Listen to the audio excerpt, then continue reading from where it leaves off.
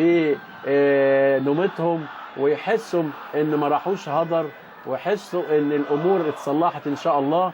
على فكره بقى بالنسبه للاصلاح، احنا طبعا بنرحب الى حد كبير جدا للدكتور عصام شريف رئيس الوزراء، بنقول الدكتور احمد شفيق الفريق احمد شفيق شكرا، وبقول للدكتور طبعا شريف يعني شرف عصام شرف، لسه بقى طبعا لسه الاسامي ما اتحفظتش كويس، انما هو معروف من زمان.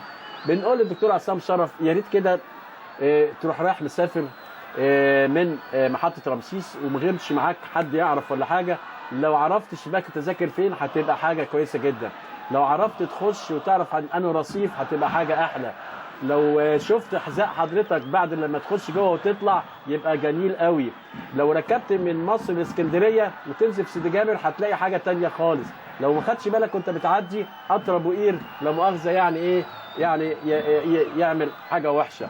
فاتمنى بقى، احنا سعداء جدا بوجود الدكتور عصام شرف خبير النقل وبيستعينوا بيه في اوروبا.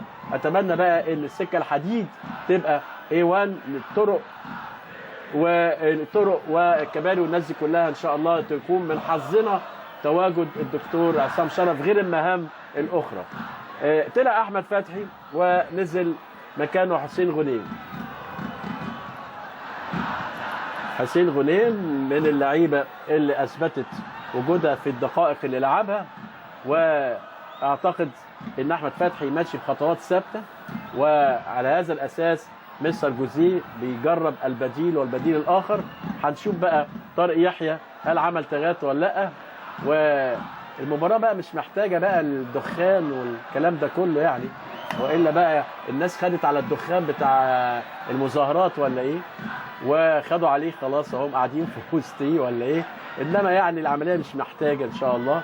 ويوم الجمعه اللي جاي ده يبقى يوم جميل، يوم جمعه 18 مارس يبقى يوم جميل.